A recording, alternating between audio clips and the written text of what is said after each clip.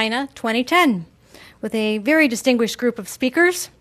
We have with us Linda Chen, partner KPMG, Jake Shu, CEO of the Symbio Group, Harry Shum, Corporate Vice President, Search Development at Microsoft, and Lip Bhutan, Chairman, Walden International, and President and CEO of Cadence, and our moderator, Robin Chan, CEO of XPD Media. Thank you all for joining us to speak this evening. Our lead sponsor for this program is the Symbio Group, and we certainly appreciate their support. Thank you very much, Symbio. KPMG is our supporting sponsor, and we thank them as well. And we would also, of course, like to thank Microsoft for opening their facility to us this evening. A quick mention about upcoming programs. Next on our stage on Tuesday, August 4, we present Anish Chopra, the Chief Technology Officer of the United States. This will be held at the Computer History Museum, and it is Chopra's first Bay Area appearance since being appointed in this role last April. Next on August 20, Chris Carmichael, who is the personal coach to Lance Armstrong, is going to come and talk about performance and leadership. And then finally, on September 21st, Oracle CEO Larry Ellison will take the Churchill stage with Ed Zander and talk about industry, tech, the world, and more. So we hope that you will join us. You can RSVP, of course, on our website, and always check to see what programs we have on tap, because we're always working on new and interesting things for you. For those of you who are less familiar with the club, it is the premier business and technology forum in the Bay Area. We have 6,000 members and 23 years of dynamic, newsworthy programs. We are a not-for-profit, member-supported organization, and if you are not a member and you enjoy tonight's program, we do encourage you to consider membership. You can find out more again at churchillclub.org, LinkedIn, Twitter, Facebook, and YouTube. And if you do plan to tweet from tonight's program, please use the hashtag Churchill Club, #Churchill Club. Now it is a great privilege to introduce our moderator, Robin Chan. Robin is the founder and CEO of XPD Media, a venture-backed social gaming company based in Beijing and Silicon Valley. Robin previously held executive positions at Verizon and Time Warner. He was born and raised in Hawaii and went to the same high school as Barack Obama, it turns out, Steve Case and Pierre Omidyar. I think there was a little bit of a gap there. Pressure. Yes, in years. But he told me that he was forced to attend Chinese language school at a young age just in case, according to his parents. And Robin double-hedged. He one-upped them by studying Japanese and Chinese throughout high school and college in case the parents were wrong.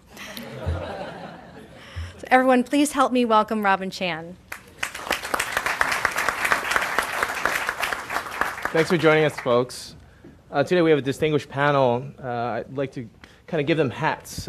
We have the entrepreneur, we have the multinational, Linda the deal maker, and we have, of course, Lip-Bu the sage.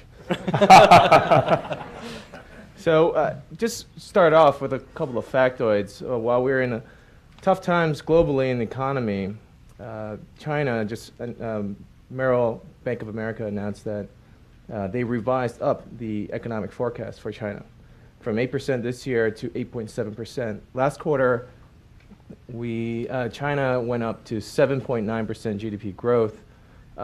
Three kind of takeaways on some factors you may not know. There is a company that is the largest social network that's not named Facebook, and it's making a ton of money, and it's public, and it just recently has a larger market capitalization than Yahoo, and it's called Tencent.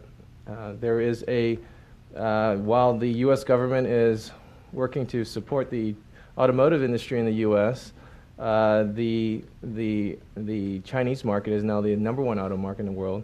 GM China is very profitable, and the last quarter, I believe, grew 37%.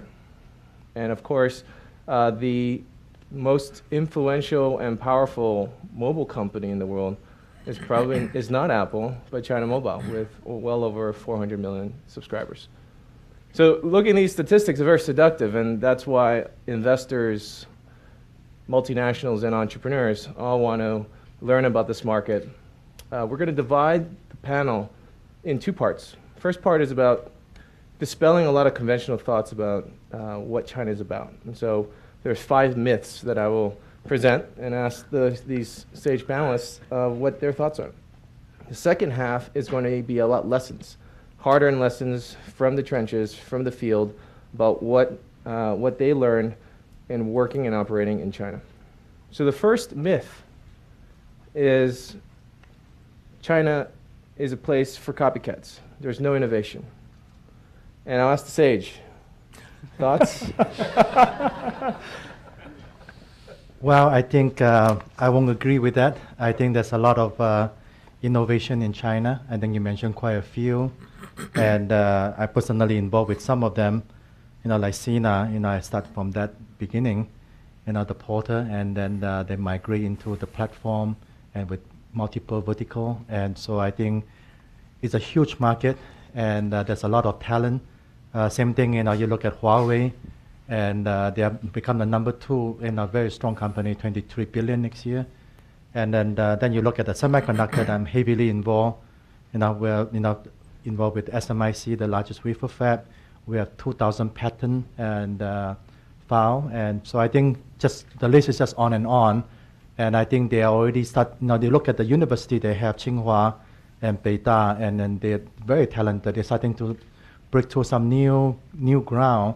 And you look at the energy level, energy, solar energy related area, tremendous research going on. And so I think they are moved to the next level now. Harry, you helped launch Microsoft Research in Beijing. Innovation? Before I say something very positive about innovation in China, let me just say, first of all, I think there's nothing wrong to copy. And if we look at the history, even in the United States, and not too long ago, United States was accused of just copying everything from the United Kingdom. So you have to start somewhere. In science and the research in particular, we learn, because a lot of great people already done great stuff before us.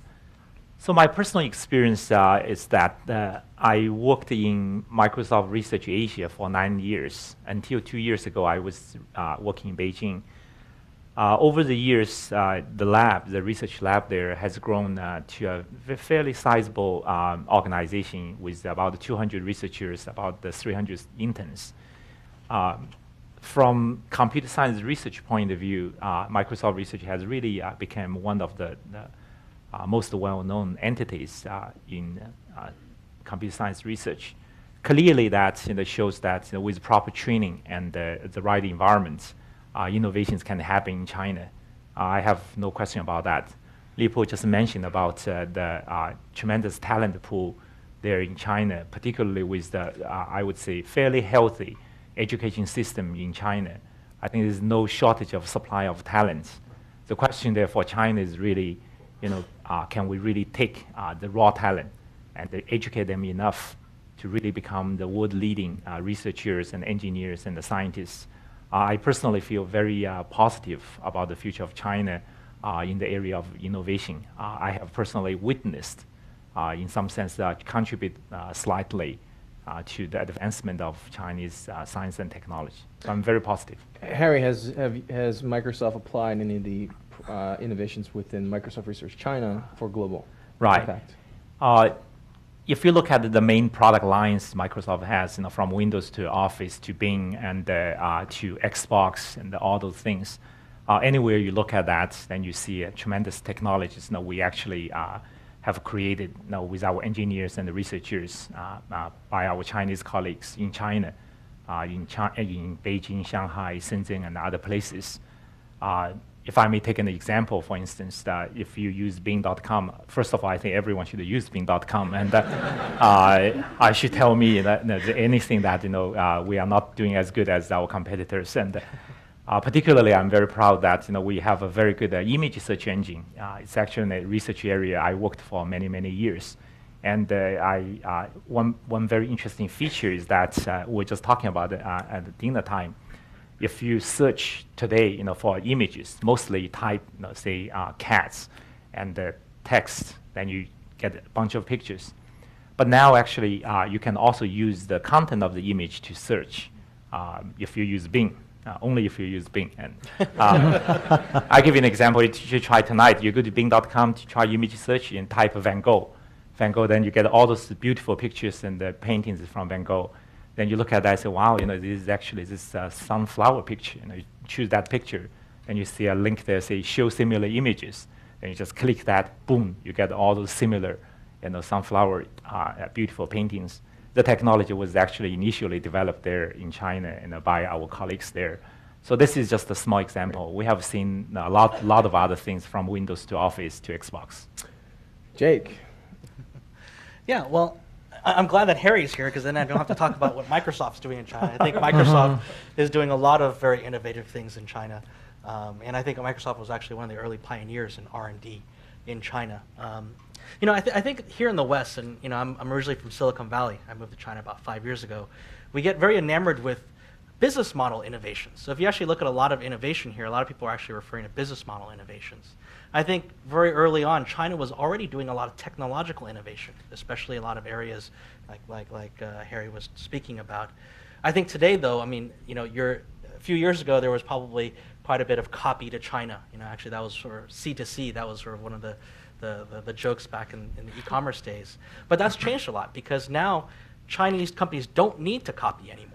I think the reason being is a few years ago, Chinese companies, the Chinese domestic market really wasn't quite as developed as it is today. But if you look at most Chinese companies today, especially the startups, they're building products for China first. That's their core market. And you're seeing that the successful companies are finding that when you copy a model from the US and you try to replicate it in China, and I think a lot of Western companies can probably share experience with this, it doesn't really work quite well for China. So you're seeing a lot of homegrown innovation now that's coming out of China. I think Tencent is a great example. Tencent started off as a company that was basically copying ICQ. And today, I think that you would be very hard-pressed to say that Tencent isn't probably one of the most innovative companies in China in terms of developing new features, new types of innovations for their core audience. And I think, I'll bring up one other example, which is the Senzai market. People, I don't know if people know about this market here. It basically started off as basically knockoff phones in China, and initially it was to knock off Nokia phones and feature phones. And then a couple of years ago, something called the iPhone came out into the market, and suddenly all these cottage industry sort of Senzai, suppliers started making pretty good iPhone knockoffs, and including hacking the software, creating pretty good imitations of iPhones. Well, what's emerged from that, I think, is that first, you're starting to see that the Senzai market has become a bona fide, actual, real, legitimate market. So you have companies like Kphone that emerged initially as a copycat company, but now is sort of shipping millions of phones every month as a legitimate phone supplier. But you're also seeing at the same time the rise of these ultra-efficient hardware supply chains that arose because of these Senzai markets. And because of that today, you're starting to see a lot of very cool companies, especially startup companies, that are actually building a lot of what I would consider sort of next generation connected devices. I think some of the most exciting stuff that's going to come out of China in the next few years is going to be in the area of devices between the laptop and the phone, these converged devices. And I think a lot of those things are going to come out of China because of the Senzai market and the fact that anybody can go and create their own hardware device, their own phone, their own software, and do it in units as low as a couple hundred units to do that. And I think those types of innovations are going to start to percolate their way onto the world market. Next myth and first question is going to be directed to Linda. China as a place for cheap labor as the primary reason to enter China. Primary reason. I would say probably a myth more than anything else. I think you could definitely find cheap labor somewhere else in ASPEC region. China is probably not the cheapest anymore with obviously inflation, payroll increases, and things like that. But I think what is repeated by the other panelists, I think the workforce there is highly educated. Very eager to work. I could speak from my own personal experience of building a team in Shanghai when I was there 2 years ago. Very bright people, fairly young, well-educated, well-informed, What is probably lacking is probably the experience, and then I think that's just natural for a fairly young country, let's put it, in terms of commerce development. So certainly not cheap labor, that's for sure. They have efficiencies, right, because of the Yes. supply chain and the Yes. ecosystem. Yes. And that Yes. creates certain opportunities. Definitely, definitely. Jake, any thoughts on this? Yeah. Well, as a company that's in the software outsourcing business, this is a topic near and dear to my heart. So I think there's sort of a dark side and a positive side to this. I think, first, it is a myth. I think the dark side is that, frankly, the costs in China are rising pretty quickly, especially in cities like Beijing and Shanghai. I would say that, certainly from our perspective, if you work with Symbio today, chances are most of your development teams most of your development will be done in places like Chengdu and Hangzhou and some of the other cities in China, probably not in Beijing or Shanghai, just because costs, I think. So I think, first of all, costs are rising in China. But I think that's also just that's sort of missing the point. I think, as we were talking about innovation, and I think as Linda just mentioned, if you're only going to China because of labor cost arbitrage, then you're kind of missing the point of China. Today, China, I think, is going to emerge as really a center of innovation, a center of creativity and new ideas. And companies and people who are still kind of set on that mindset of, I'm going to China because it's cheap labor or it's cheap manufacturing, I think are going to be in for kind of a rude awakening, because I think the country is changing so quickly. Lipu, would you invest in an entrepreneur that says, we're going to do this idea in China, but because we've got leaner labor costs, we're going to win? Is that a compelling pitch? No, it's not compelling. And I think, the cost is no more the cheapest. I mean, you can go to Vietnam or Cambodia much cheaper, or Philippines. And I think the cost, if you add on the real estate costs, all the transportation, and also the law in China right now is not easy to lay off people. And there's a lot of additional costs. If you add up to it, it's not that cheap. And the attrition is pretty high if it's like Shanghai or Shenzhen or Beijing. So I think if you add up those loaded costs, it's not that cheap anymore. So I think if you invest in just purely for cost arbitrage, I think you're going to be disappointed. Okay. And Harry, you opened a whole facility close to Shanghai. The objective is strategic, financial, in terms of developing that labor pool. Well, I would say you should look at the talent at the different levels. And you probably want to look at the labor market from fairly junior all the way to fairly senior. At the relatively senior level, and I would say the talent is really truly international. Those people can choose to work in Beijing or Shanghai, or they can come to Silicon Valley. To retain those people, in Shanghai or in Beijing, you have to pay let me just say, international price. But I would also say, as every panelist said, China does have this very healthy labor supply, workforce supply. I think at the fairly junior level, we still can see the cost effectiveness there. Right. But that's really I think it's also changing. And as Jack said, rising very, very quickly. I personally have seen, 10 years ago, the price, average entry-level developer programmer, and compare with today, and the relative price compared with Silicon Valley, I think it's clearly rising. But I think it's really depending on how you look at, what kind of talent you would like to have, and you have to really think about that. Even to manage a junior team, you still need some mid-level manager and even senior managers. It's a tricky myth. So I'm a U.S. company, and I see the growth of China. I need to get into China. It has to be part of my growth strategy. Myth? Lipu. Well, I think the China market is just so huge that you cannot ignore. And so I think the first thing you should look at is the China market. How big is that? How are you going to address it? And I always believe that, almost like you're a pilot, you're flying in, make sure that you have a safe landing, emergency landing. So don't go in blindly, and most likely going to be in trouble. And so you need to know who to call, how to get in case of emergency. What does blindly mean in your definition? You have to protect your downside. And, it's not an easy place to do business and make money. And also I think,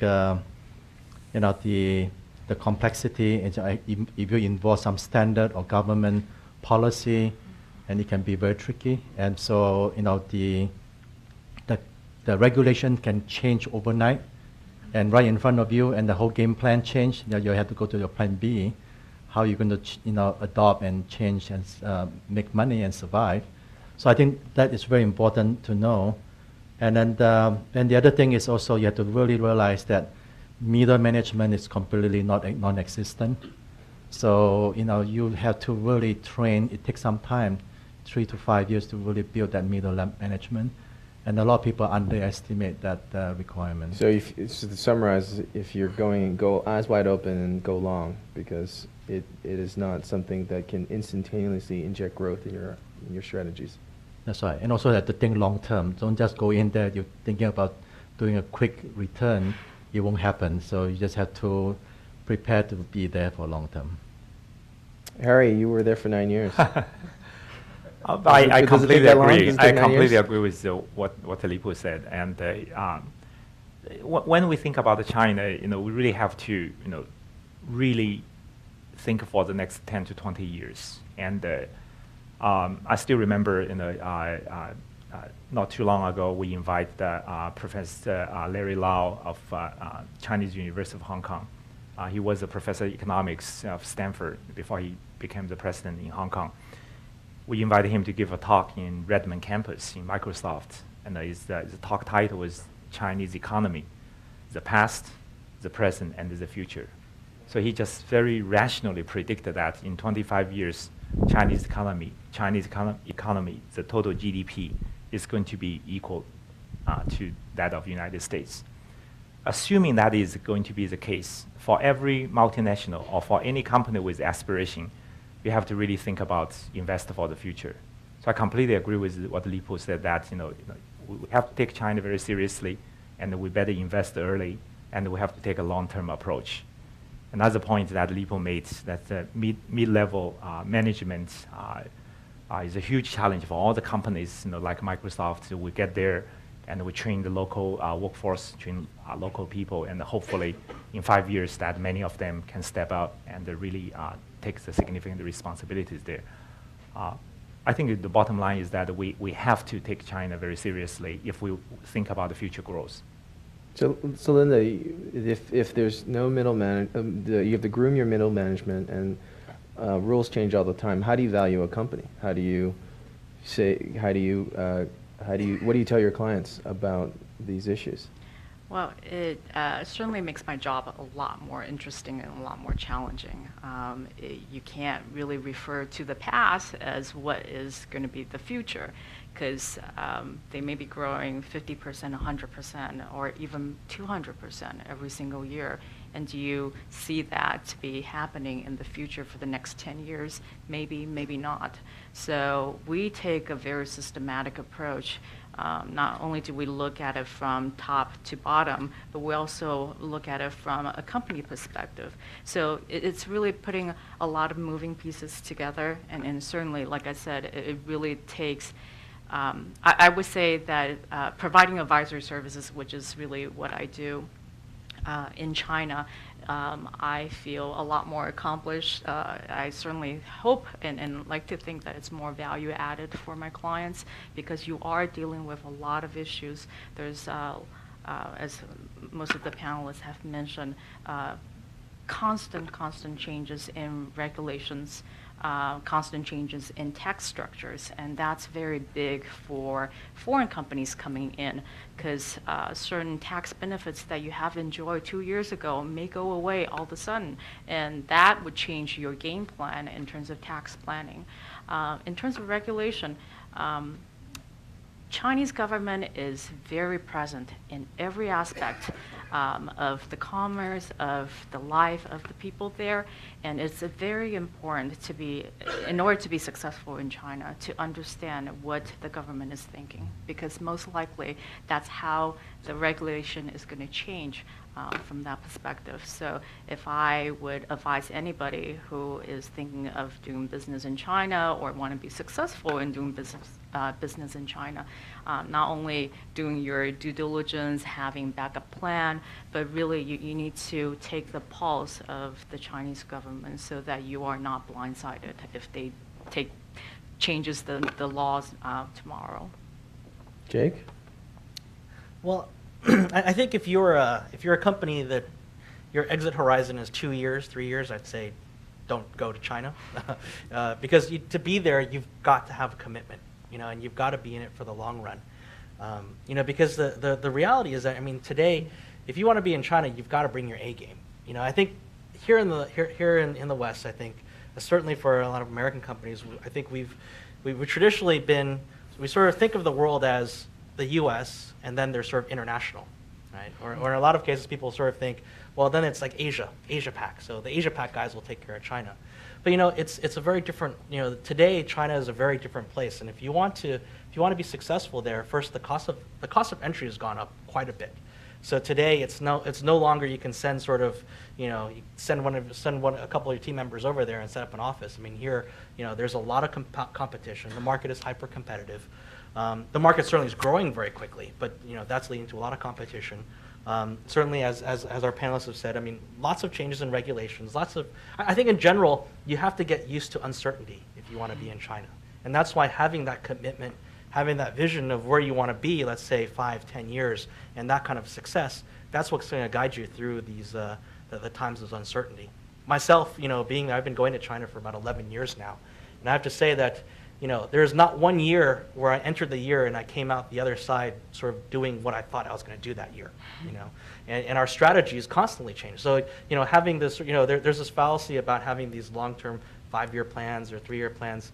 You have to be able to, you have to sort of have a vision, stick with that vision, and, be flexible. You have to be able to adapt quickly in the market. So far, what I'm hearing is it's a huge market, really messy. You have to go long. You have to bring your A game. Myth number 4, China's going to take over the world.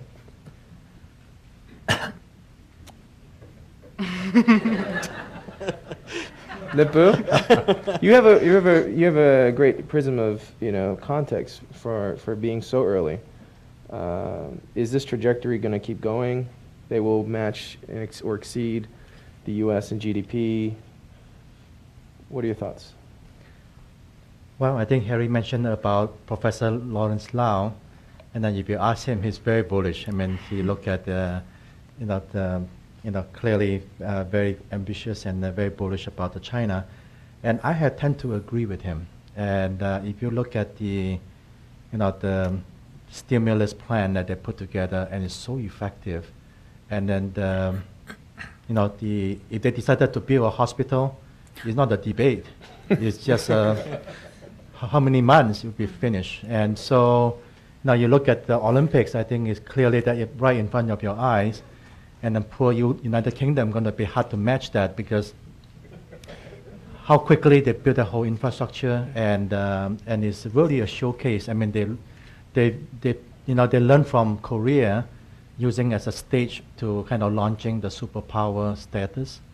And clearly, I think right now, trillions of dollars of US, we're borrowing from them. So I think overall, I think it's a very forward-looking, and then if you look at some of the minister title, they're very proud to be an engineer. And then that is really, very passionate about the engineering background.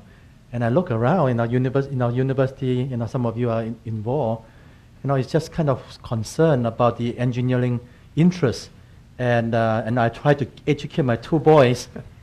I was just so happy that, one of the boy decided to drop after the high school instead of go to college, CMU like Harry, and took 1 year off to Beijing. I said, well, that may be the smartest decision that you ever make. And now he can speak, read, and then communicate in Mandarin, and then text message, short messages, playing online game. And I said, boy, you're on the right track. And, Back to the future. Linda? So getting back to your original, So what do you tell your clients? You know, you have to be in China, or else it is going to be a huge mistake, or well, I think certainly if you look at the population, you look at the growth that the country has gone through, they have proven track record of doing what they said they were going to do. I think a lot of the countries, a lot of the economists, if you talk to them in beginning of this year, they would have said that the China would not be able to achieve its high single-digit growth. But as we have seen now, they have achieved 7.9%, I believe, GDP growth for the first half of the year, and they're projecting to reach more than 8%. For third quarter. So it's very impressive in light of all the other countries that are either shrinking or whatever else. So I think probably you're not going to see China taking over the world in 5 years, but 10 years. do you 15, foresee KPMG? taking over the world? Probably not. Do you see for KPMG having KPMG China having a very, very leadership presence in, among the kind of the global offices because of the growth? That is certainly the plan and the expectation. Right now, we have 12 offices across the country. We have 75,000 employees in just China alone, and that number is growing leaps and bounds. Just because we are making a lot of investments in our resource. I mean, we're a service firm. Our main asset is really our workforce. So yes, we are anticipating that KPMG China will be a significant force within the international member firm of KPMG. So Harry, so the #1 internet market, the #1 mobile market, #1 online game market. I'm just thinking of Xbox, I'm thinking about Windows, I'm thinking about Bing. What's the play for China? Is it more important than the U.S.? I actually want to provide a little bit maybe historical perspective. You know, I just realized that Lipo, I assume you were not born in China, and okay, so looks like I was the only one here who actually born in China. First of all, I would say that China is the force to be recognized, and Olympics really it was very clear statement that China is becoming a superpower. I actually left China in 1987, and when I left China, there was no highway. Even in 1987, there was no highway, and in 1984, the first time there was something called a supermarket in China, the first ever supermarket in Beijing. I actually went to that place. I was hugely surprised that you can buy something without asking the sales girl. You can just go take something. That's what a concept. And 21 years later, and I went back to attend the opening ceremony of Olympics. I must say, when the national anthem went up, I was pretty much, practically in tears, and it was very difficult for me to imagine that 21 years ago, when I left China, China would be like this. But having said that, even so, I believe, the prediction that 20, 25 years later, Chinese GDP might be able to match with the U.S. GDP. I would say China's growth comes with some significant cost. If you look at the industries that China has been good at, the manufacturing, a lot of things, that comes with all the industry actually is very heavily energy kind of consuming. You look at the IT industry, China is still significantly behind the United States and other countries. I think it still will be a long way, for China to grow, and even by the time China, the GDP is, going to match the United States, I think let's not forget that the average GDP of China will be still significantly behind that of the United States. Per capita, you mean? Per capita, yeah, per capita.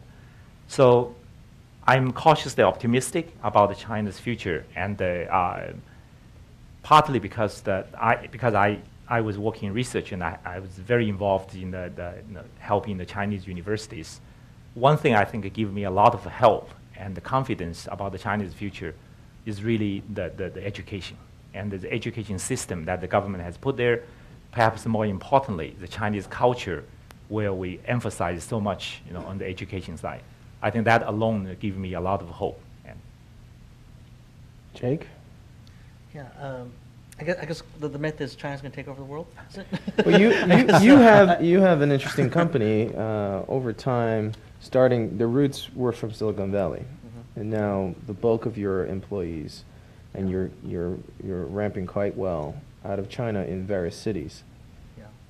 Well, I guess I think everything that the panelists have said before, I absolutely agree with. I think it's I would certainly not bet against China becoming the largest country by GDP, by 2020, as most estimates have. I mean, what's more astounding to me is just from a scale perspective, just, China, the one estimate says that by 2015, China will have more English speakers than the United States, right? So they speak Chinglish. Yeah, it's Chinglish. But I think that, you can sort of see just the scale alone will get it there. I think just bulk, brute force scale will get it there. But I think, to address the other point about that is just, I think the quality is increasing very quickly. And one of the things I've been very heartened by is I've tracked, my business being, R&D, co-creation services for technology companies, I'm always asked about IP, right? I'm always asked about IP protection. I always asked about innovation in China. And, so I track that very closely. And to give you an idea, this year, the number of patents filed in China is now the biggest in the world. So there are 800,000 patents that were filed in China alone in 2009. Even the number of patents in the US, so Chinese companies getting patents in the US has increased from about 90 patents, I think, I can't remember when it was, a couple of years ago, to last year there was 1,250 patents awarded to Chinese companies in the United States. So you can sort of see that the innovation by that metric is really starting to ramp up quite a bit. And I know the Chinese government is also investing, I think their target is spending 2.5% of GDP on R&D and innovation. So I think you're really starting to see that the Chinese government is really focused on how to create more knowledge industries in China. And what does that ultimately mean? It goes back to sort of some of the earlier things that we said of, China is going to be a place of innovation and creativity coming about. And I think that is sort of what I'm more bullish about. I think, the economic figures will get it there, but I think it's really sort of what are they doing to get to those GDP numbers. I think one other point about your question, the reason I asked about the question was, I've always found that, especially the media here in the West likes to sort of portray China as this empire that is trying to take over the world. I think if you speak to any Chinese government official, you speak to anybody, they have no interest in taking over the world. I think if you talk to most of them, I find that most government officials in China are probably very, very humble. And they're very focused on how, when you talk to them, they're going to tell you about what areas they still need to catch up. And most government officials say, we have a lot of work to do. And they do. So I think, there isn't this sort of hegemony, there isn't this sort of manifest destiny that's happening with the Chinese government. I think they really just want to take care of what's going on in their own borders.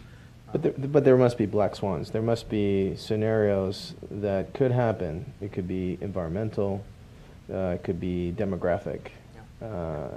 Anything out there that could really disturb that growth. Lip-Bu, any thoughts on anything that possibly changes all assumptions? Well, I think clearly the growth is not going to be all straight line. There's going to be some bumpy road along.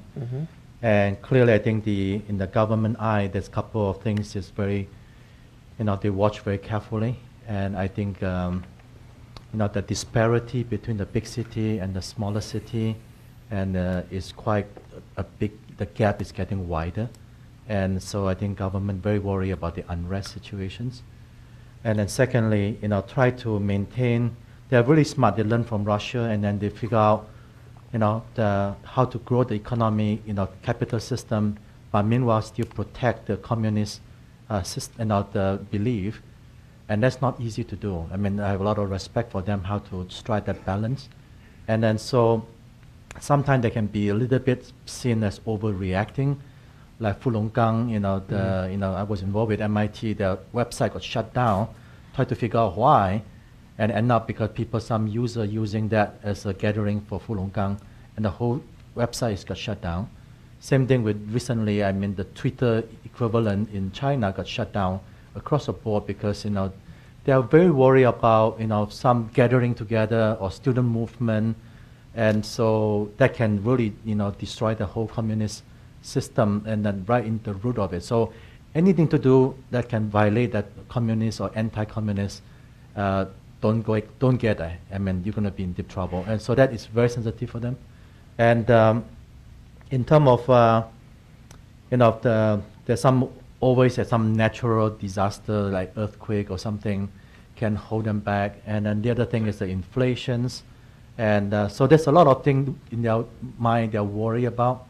And then meanwhile, they, as Jacob correctly pointed out, they're very humble, and they are really, very far-side thinking. And sometimes you sit down with them and then sit down in Washington, you're kind of wondering which country am I in? And it's such an opposite in terms of the priority that they're concerned about, and it just amazed me. Myth number 5, Linda. China needs foreign direct investment. It needs capital from the Western markets to grow.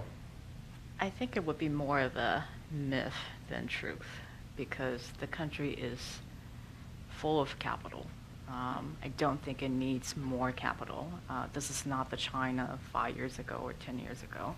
What it actually needs is knowledge. It needs know-how. It needs experience. It needs technology. So you'll see that reflected in the regulation in the tax law. They are promoting certain industries, certain investments, and that's all pointing to importing this knowledge-based assets into the company, into the country. It's not capital. It's not money. Harry? I agree everything Linda said. That was quick. I want some disagreements here. I would say China needs to get capital out of the country. I think it's, there's too much, because I think there's so much.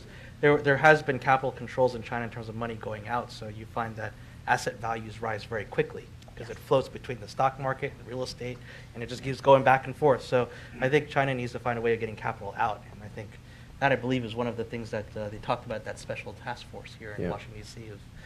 China has, what, $2 trillion of foreign currency that they want to go and invest overseas. The question is, will other countries overseas let them invest and buy assets? So I'm an American company. You don't need my money. You want my expertise. The bar continues to go up. What does it take to succeed in 2010? Jake? Well, I think it still goes back to commitment, but I think ultimately it also comes down to expertise. I mean, what is China? If you speak to government officials today, I mean, they're not really that interested in sort of manufacturers going to China to set up factories. They're not that interested in foreign companies just coming in to sort of sell in China. They really want people to be able to bring in some expertise, some domain knowledge, and technology. And I think that's, if you want to be successful, if you want to build successful partnerships in China, that's something you have to bring to the table. I mean, back in the day, it used to be that companies, I mentioned earlier about bringing your A game to China. A few years ago, companies would kind of take, their products, their old products, or the products that were sort of the low end of the market, and sort of bring them to China and try to sell to that market. Today, especially today's environment, companies are bringing their best products, their A products, and their A team, and putting it in China. So the market's super competitive. So I think if you want to go there to be successful, you've got to have that kind of focus. Lip-Bu? Oh, maybe I add something to what Jack just said. From my own experience, that a lot of local governments are really becoming very involved, very active in recruiting and encouraging foreign technology companies to really set up their research centers, development centers. In the case of Microsoft, we have been approached by virtually every mid-sized city. Say, why don't you come here, set up a software center, and don't worry about the capital investment. The government will help you. We have tax credit and all those things. In the end, of course, Microsoft will choose some cities where we invest, mostly depending on whether we have supply of workforce and there's a talent, the university, and of course also the economic situation there. But getting back to your original question, that capital investment the most important thing for them? I think probably not. Yeah, I think it's very exciting to see the change of the government attitude in China. And a few years ago, they are more focused on manufacturing. On the Cadence side, and I'm the CEO of Cadence, they see a tremendous need for design capability, the IP. And so, in terms of, they want to really promote more design capability and more engineer. So they are interested in the IP, the training, how can we get more, design, original design in China. And that's why it's really great opportunity for us to, we're building up the talent pool and then address the whole opportunity that the government opened up. And they're very ambitious. They want to be, create the 2030 MediaTek equivalent size company. And those are not easy to do. I said, are you guys sure? Are you guys committed? This is going to take a lot of money and energy. They said, absolutely. Just tell us how to do it. And are you guys coming in to help us to do that? And that's create opportunity for Microsoft, for us, for a lot of company. I mean, this is a welcome.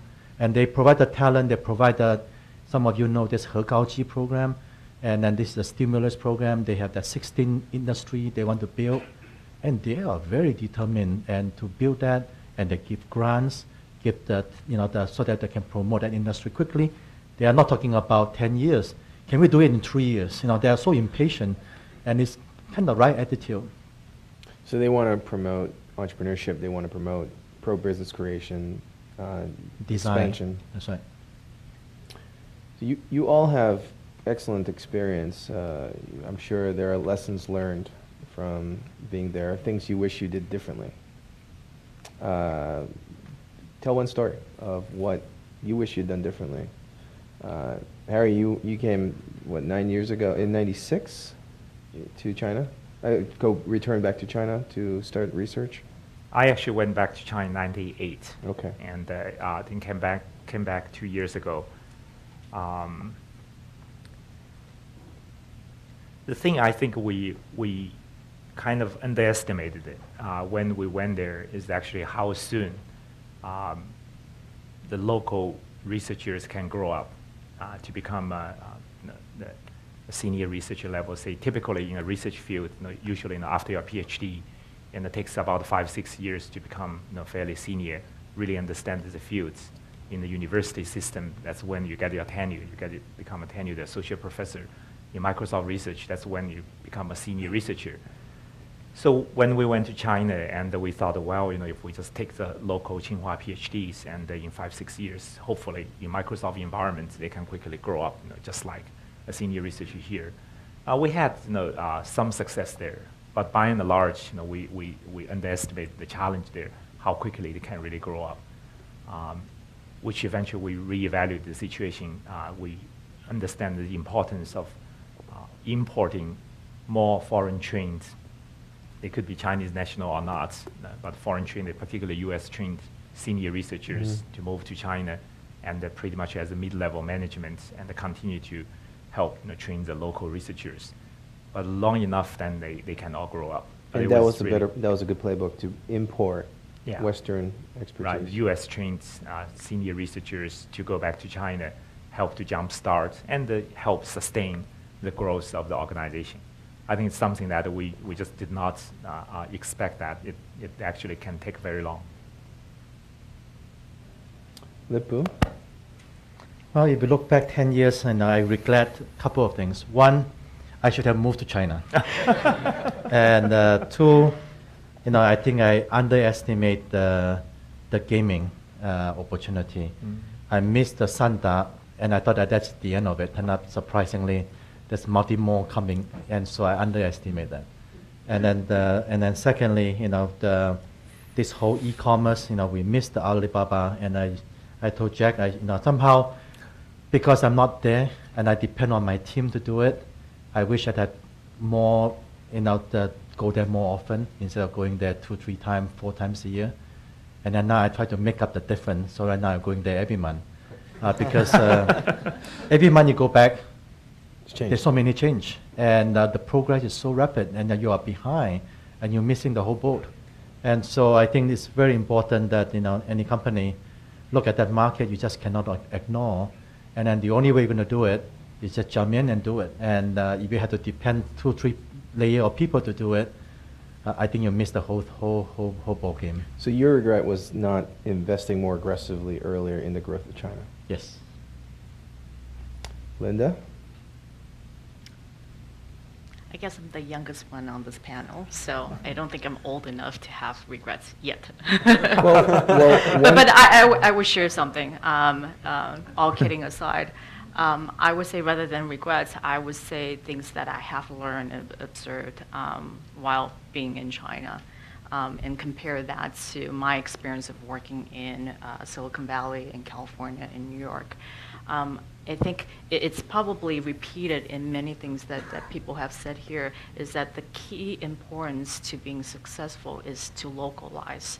Whether it's localize your staff, your pool of talents, localize your product, localize in terms of doing your business, because it is very different. It's a different culture. As much as the country is trying to open itself to the Western market, you're dealing with a very old culture. They have certain ways of doing business. Take, for example, face-to-face meeting is very important.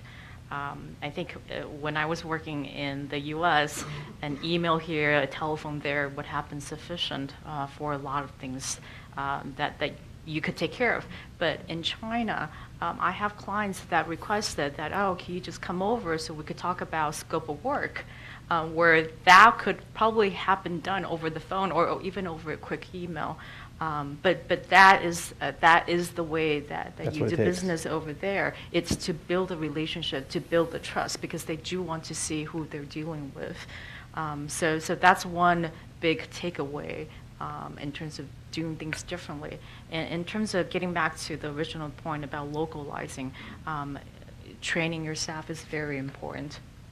I think you're looking at making a commitment of not just sending somebody over there as an expat for 2 years, because the first year would be dealing with getting used to the culture. The second year would be planning to leave. So I think they are missing the top tier, the experience level. So it does have to come from elsewhere, but if you do make that investment, it has to be a 5-year investment. That person has to make a decision of going there and living there, so that he or she could understand the business aspect of it, and while getting your staff ready so that they could do what they need to do. So again, I think the overall thing is to just make sure you are localized, you are committed. Just one, if I may add one thing, and I make a horrible mistake. If I try to send people from Taiwan or Hong Kong to cover China, turned out that they never been in the inner circle. And finally, I decided 5 years ago, all localized and local, homegrown. And I think Harry, you can appreciate that. It's different. And even though you speak the same language, you're not in the inner circle and not plugged in. So it's a huge mistake I made. So are there specific types of Western executives that could get into the inner circle? Possible. I think everything's possible. But I think it's very important to able to get into the inner circle, plug in locally, and rather than same Taiwanese club or the Hong Kongese club or American club. Mm-hmm. And you really have to be the inner circle. And a very quick check for me is I checked with 2 of my advisors at the Liberal, your team is not being invited to the government policy discussion. That means that you are not in the inner circle.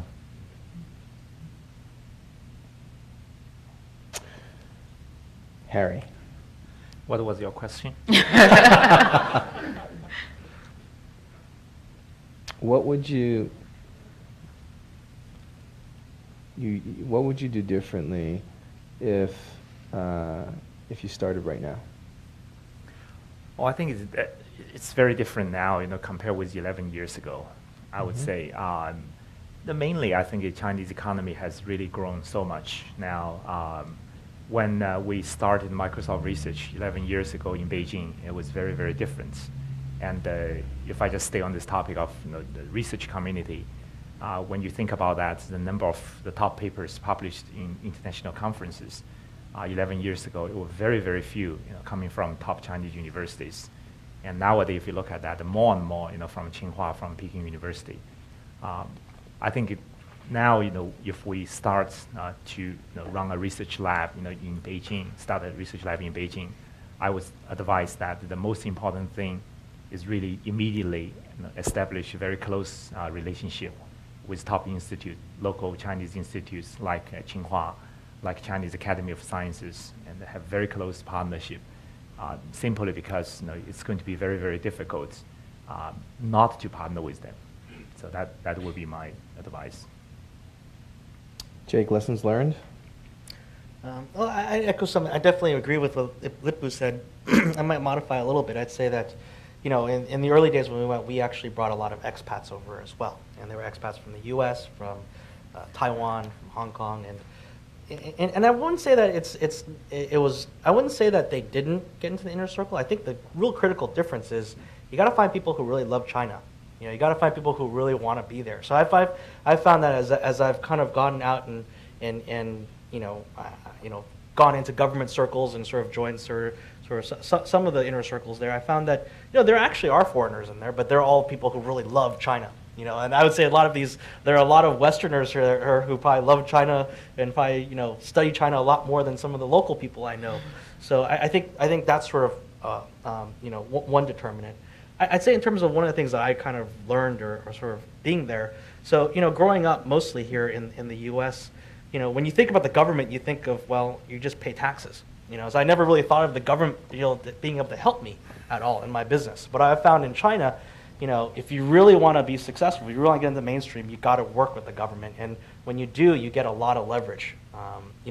And that's something I regret I didn't do earlier. We've only started doing that in the last 2 years as we've started moving into sort of the inner cities in China. And I found that actually when I've worked with the government, wow, stuff gets done so much faster. There's so much more clarity, so much more certainty in the stuff that you're doing when you know that you've got the government working with you. If I may add, just to classify my answer just now, actually, if you are Caucasian, actually you are more en route into the inside circle. You're more easy to get accepted. And what I mean is, Asian Chinese, they expect, from Taiwan and Hong Kong, it may be harder to get into the inner circle. And I recently met a guy, Caucasian, but he speaks fluent Mandarin better than mine. And he spent 5 years there, and he's so effective. And I found that he welcome everywhere, in the government, because they're kind of fascinated with this Caucasian guy, can speak Mandarin so well and know all the local culture, all the local food.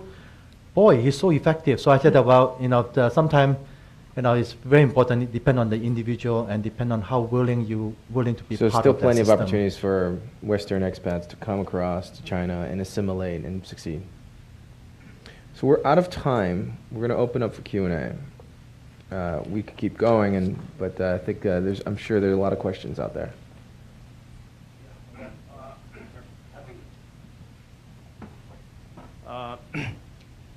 The way I see it is that China, their growth, they're still doing infrastructure build in certain areas that they're pretty advanced, but there are sort of different layers or stages of their development.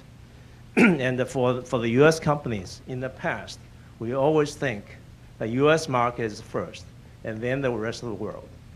Now, if you look at games and say phone games and so on, China, because of population, they can actually have an entirely different market requirements and needs.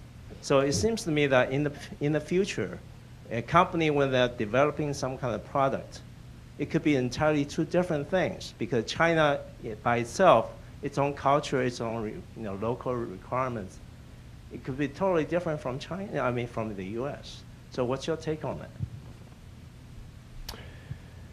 Lip-Bu, why don't you take that? Okay. So I think you are absolutely correct. Like, for example, in the mobile application side, they are much more advanced. I always admire my partners. In China, they have more fancy phone than I have. And so they have much more advanced in terms of payment, in terms of all the other gadgets they have. And so I think clearly they have and China government right now are defining, they know that the market is so big, they define their own standard now, and then you have to play the game, and then in order to meet that spec, to join them. And then the other thing is, if you just look at the population is so big, and just imagine the e-commerce, the online, social networking, and then that's so humongous, and they are trying all, just surprisingly, they have a lot of more things that we don't see it. I was surprised when my partner told me that we should invest in virtual trading. I said, who on earth want to do virtual trading? And it turned out to be a huge, humongous business in China. And then, so I think you just have to know and adopt. There's a new market, and they have a different purchasing patterns, and that you have to figure out a way to get involved with that. Anybody else want to take this? Maybe I just add a little bit more. From software development point of view, if you think about that, it is no such thing saying, from day one, you design the product just for the world. It just doesn't happen this way. You look at where your customer is. There's a very good reason why most interesting products start from the United States, simply because it is, as of today, for many, many more years, the United States is the biggest market. So you look at what the customer needs, and you develop products for those customers. As you design, to a certain point, and you start to think about that architecturally, can you really scale it out for the rest of the world and for other markets? I think as China, the economy gets better and better, and clearly that there are enough consumers there that warrants some products that we can start first in China. Then we scale out from China to the rest of the world. That certainly could happen. I think it's very, very easy for me to imagine that in not too distant future, that Microsoft could start some products initially from China, then scale to the rest. I got one example, maybe a little bit sensitive for Harry, but I know Google, for example, they just they actually created which company? This is sort of surprising. Google actually launched a service in China that they don't have anywhere else in the world, which is a free music download service. So you could download all the music you want in China, and that only works in China. It doesn't work anywhere else for Google, and that's something I think, could be something. I think it's a good example of China's market being so unique and the users there being so unique that you have to build products in China for the China market. Next question. So I think you corrected several myths about China, but you added one myth yourself. You kind of convinced us all that in China there is no mid-level management, or there is a deficiency in mid-level management. And I've heard that a lot especially from managers here in the US, when you talk to them and say, oh no, I really don't have resources, just 15 junior people in China. And I visited China, I visited the Cadence R&D center in China, and I've seen those mid-level managers who are, with 5 to 10 years of experience. And of course, in the US standards, these are junior people, but actually they are very, very good managers. And I've seen a site manager who could qualify here in the US to be a mid-level manager, but actually this lady is in China, she's leading a site with about 100 people. So I think it's natural to have some age difference between one country and another. For example, a mid-level manager here in the US is typically 10 to 15 years younger than a similar job in Europe. So is it possible that you're just looking at those managers in China as a European manager would look at this young man who is leading this team here in the US? Very interesting question. Who wants to take this? I will. Okay. I don't think it's necessarily judging by age. I think it's really more by experience, because if it's judging by age, I think we would be talking about something else. I could speak from my own personal experience. I was sent to Shanghai 2 years ago to build a team which I focus in variation of all different companies for transaction basis. And my experience has been that you are correct. They're very competent people, highly educated, just have all the good qualities that you're looking for, but they just don't have years and years of doing variation, so that they need time to understand in certain circumstances, this is how you would deal with the solutions, or this is how you would handle the situation. So I don't, yes, I would say in our firm at least, if you go to China, in general, the average age is much, much younger than here. And it could be because of the country has just been commercialized for 20, 30 years the most. So that's going to have a reflection on the average age. But it may be in certain industries where you're going to find a lot more experienced people. But certainly, I think whether it's in high tech, in my line of business, which is service-oriented, you are seeing some deficiency in that particular point. But I think it's just a matter of time for them to catch up. I like to think that in 3 to 5 years, I'm not going to have that problem.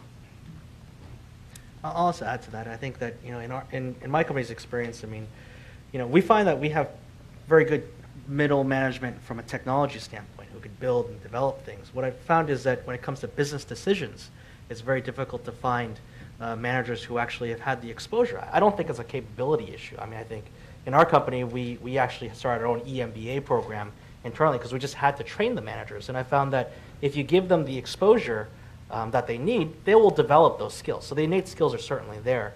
Our problem is that once we train them up, about 15% of our managers end up going to our clients. They end up going to work for Microsoft. And so, you know, there definitely is a talent shortage. Otherwise, my best people wouldn't be poached all the time. But generally, I'd say that, you know, it's the capability is there. I think that what it comes down to is you know, China only as a market only in the last few years have been opening up where it is getting exposure to the rest of the world. It's getting exposure to markets, you know, and business issues, so that, you know, managers are starting to be able to have the exposure, the data points and experience that they need to be able to make better decisions. Maybe I can clarify, you know, just what we mean by this mid-level management shortage. You know, I want to be clear that there's no such shortage thing for mid-level management for Chinese companies. They are doing fine with local Chinese. We are really talking about for multinationals and the foreign companies going to China and want to scale, and then they realize that there is such a thing in the middle that actually is a shortage problem. Part of the challenge there is that those people grown locally, they just never had a chance to understand the culture for those multinational companies. It will take time for those people to really learn what's really going on, how to deal with those people in Mountain View, for instance. It just takes time. I'm referring to the other company.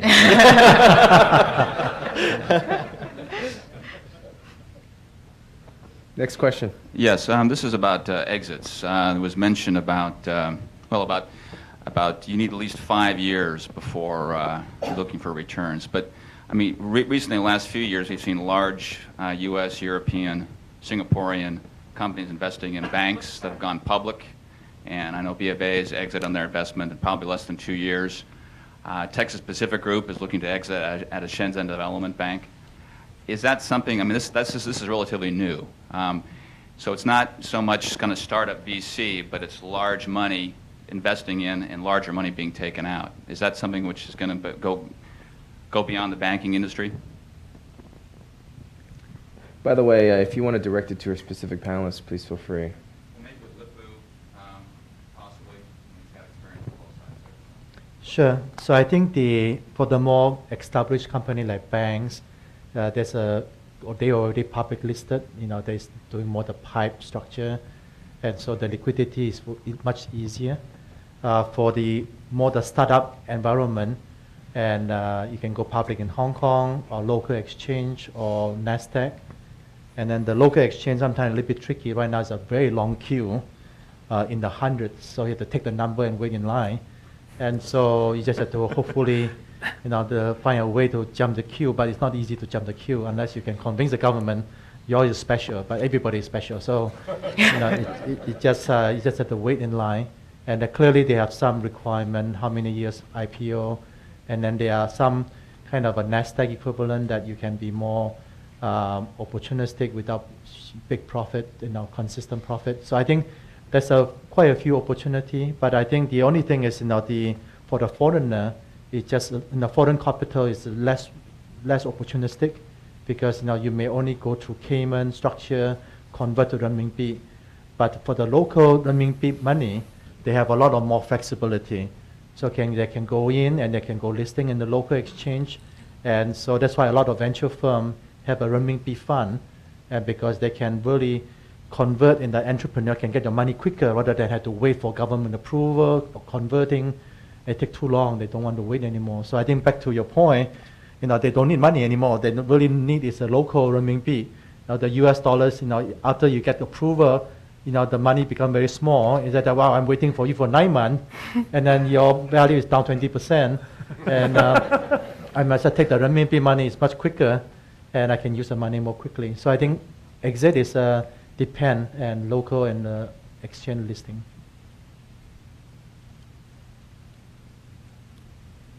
A question for the panelists. I know that we've been talking about opportunities in China, but reflecting on China's growth in your own experience, thinking about the opportunities that China going global presents to other economies or companies elsewhere. I know there's near-term issues with respect to unlocking the treasure chest and helping more money flow out, and I know there's issues with accepting that money from a sort of public perception point of view and political point of view, but looking beyond, say, 5 or 10 years with the growth that we expect in China, how do you see that translated into opportunities in our own economies?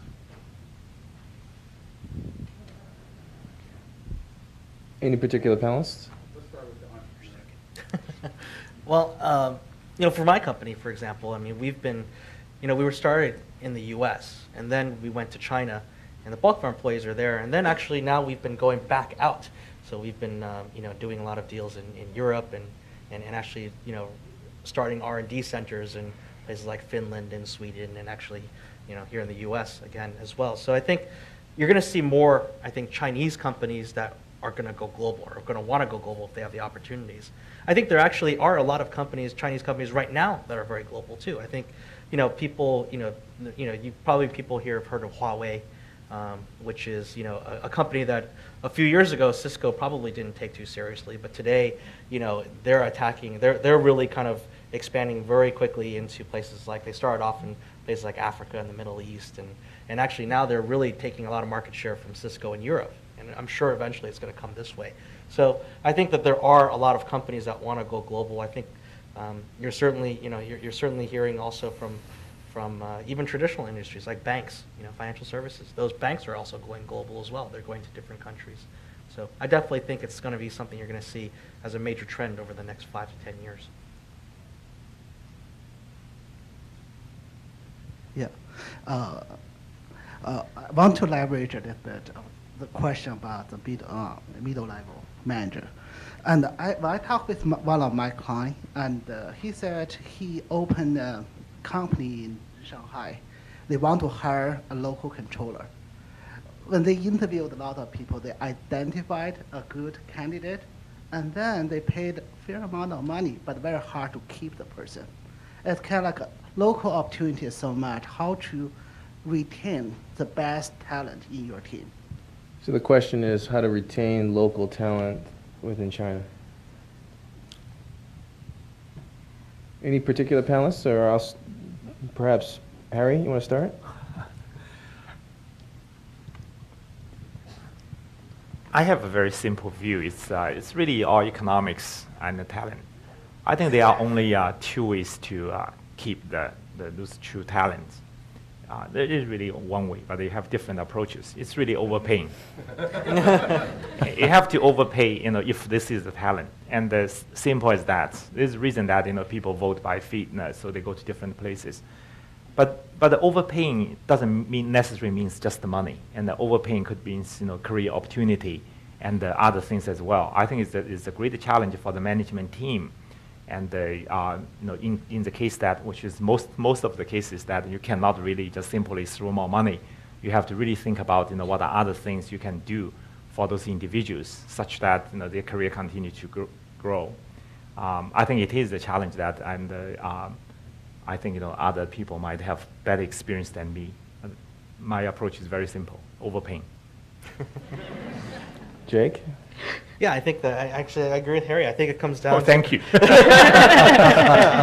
I think it comes down to you've got to really differentiate your workforce. So, of the people who are doing well, you've got to really reward the guys who are the real stars, and you've got to give them, maybe it could be monetary, but it's also, I think in China, a lot of it is giving them more exposure, more learning experiences, more career opportunities, giving them more responsibilities. But it really comes down to, really differentiating and making sure that you can take good care of your stars. And in our company, we do forced rankings in the company. So, we let go of the bottom 5% every 6 months, and we find ways to kind of give, massive bonuses to the top 20% in the company.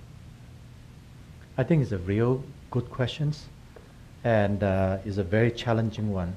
And you mentioned about controller or financial officer. It's very demanding, in a huge demand for that, because a lot of companies want to go IPO. A couple of friends of mine, he was a controller in finance, actually in the auditing firm in US.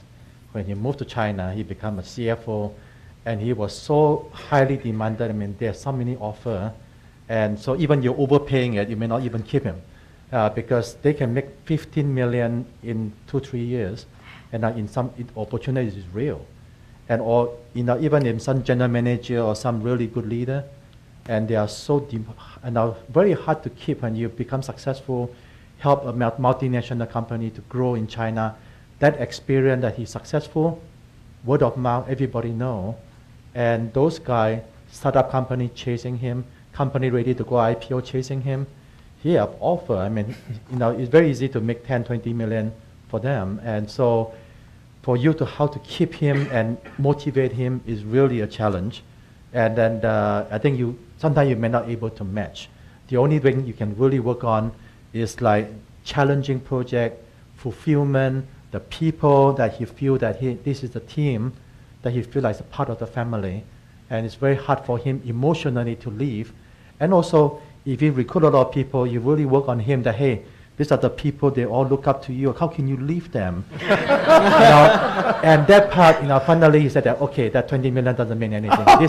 This few guys more important, and then he stay. So strategy 1, overpay. Strategy 2, guilt. I would just say that, well, obviously not everybody, not every company has the resource to overpay every single person that you hire, but it is a mix of both monetary. Obviously you need to be competitive in your pay, but there's also that extra qualitative, the soft side that really would retain people. I think you will see a higher attrition rate in China because of all the different opportunities out there. But if you diversify, if you let this person be more exposed and have a more diversified experience or environment for them, certainly I think that speaks volume, because they do want to obtain the extra experience that they couldn't get elsewhere. And our firm, as part of the initiatives that we have, we try to promote and send staff to different offices, and they really enjoy that. And that's one of the repeating things that they have said as to why they stay with KPMG, because they wanted to get the international experience. They wanted to work with other colleagues in other parts of the globe. So some of the similar things like that will help you retain and attract talents. Question? I have a simple comment and a question as well. So I think this is a fun panel. I really appreciate, right? Because it seems all people laughing. The topic is really exciting. So the question is, I think today's topic, right? I think you guys shared a little bit about if you look at China opportunities, you have looked long-term perspective, right? 5 years, 6 years. Seems all of you agree. Well, today's topic actually says new rules, new opportunities, China to 2010. So what I try to see is that, do you guys see anything special? Because we're only 6 months, actually 5 months away to 2010, right? So are you guys trying to leave the last exciting topic and share with us what you see 2010?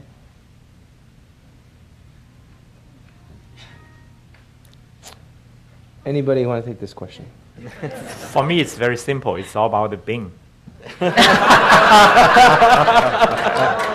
It's absolutely, it's a wild new world. It's called the internet, and the new rule, new opportunities is all being, I see that all seriousness. So in 5 months.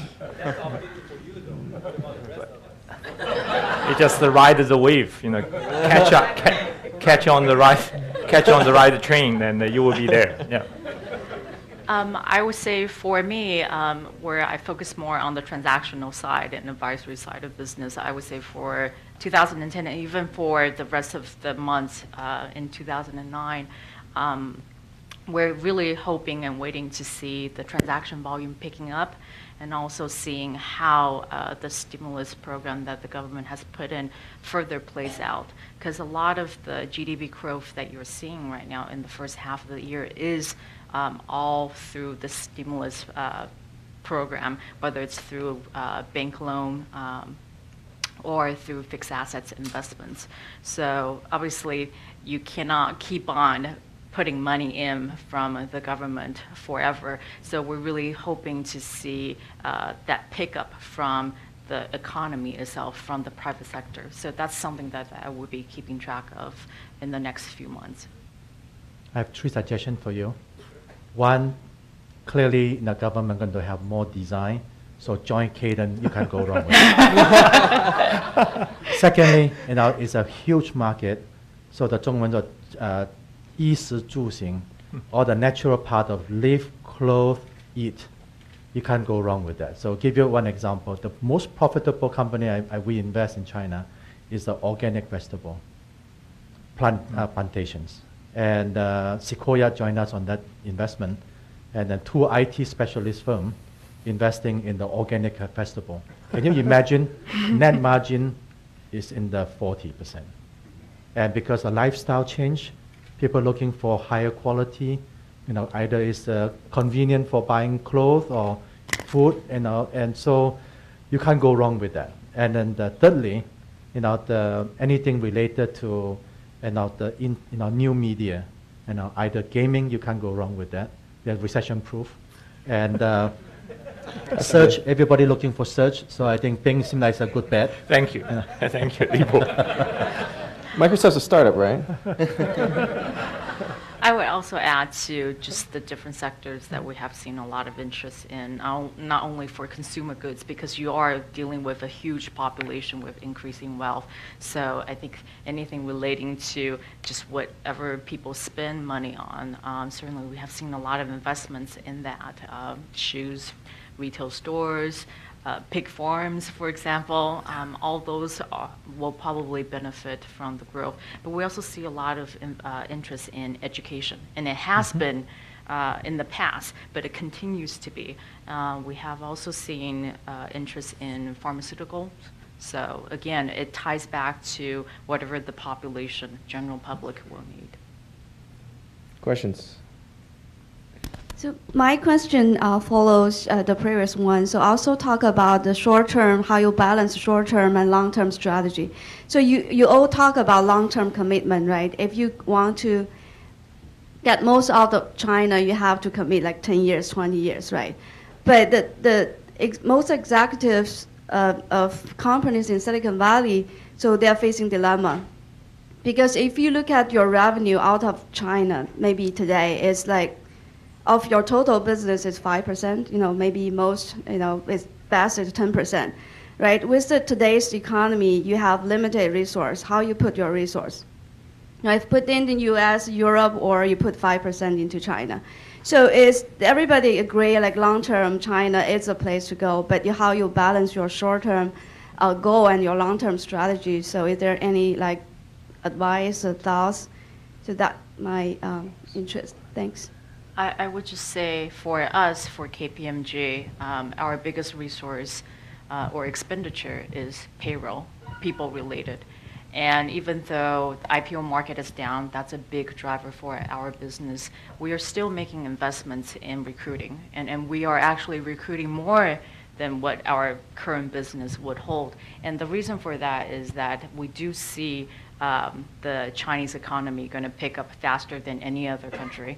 And when that does happen, it will happen fairly quickly. And when that happens, you're probably, if you haven't prepared, you will be left behind and you will find yourself short. So that's something that we are making the investment, and it does hurt. And then if you look at the numbers, it may not make sense. But I think again, whether it's short-term, long-term, intermediate, it is an investment that if you are committed to China, I think it's going to be a worthwhile investment that you will see great return.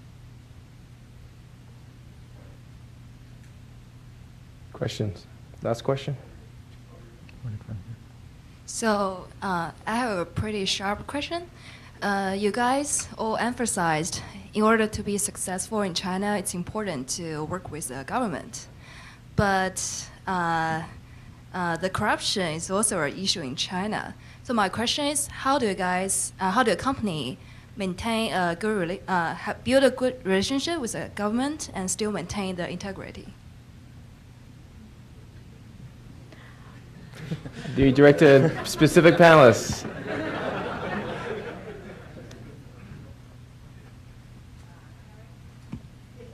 Since he was born in China, so.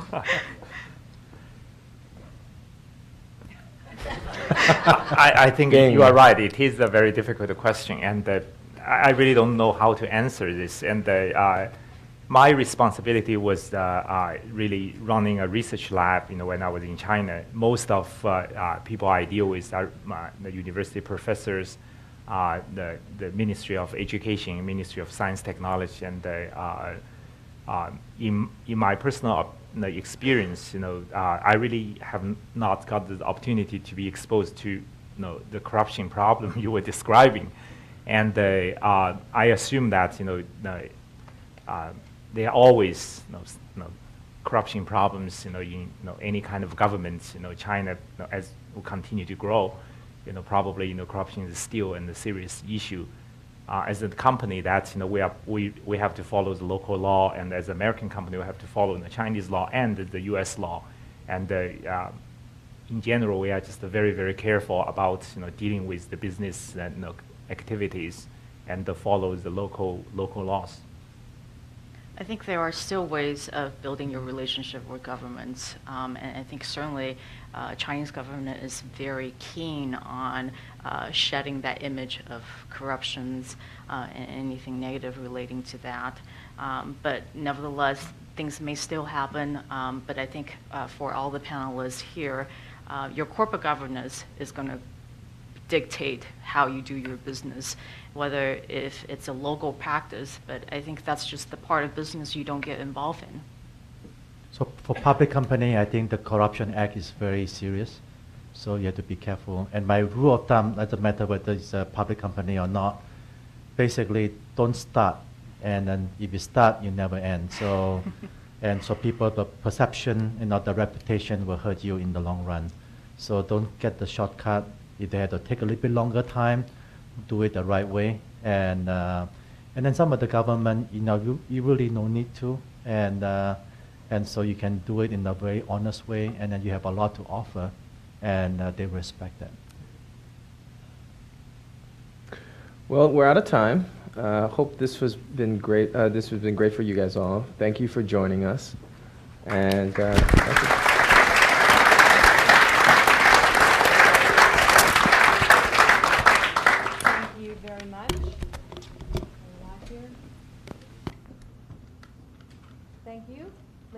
Harry, Lip-Bu, and Robin for sharing this discussion with us. And as a gesture of thanks, we have a Churchill Club T-shirt. Oh. It is made in El Salvador.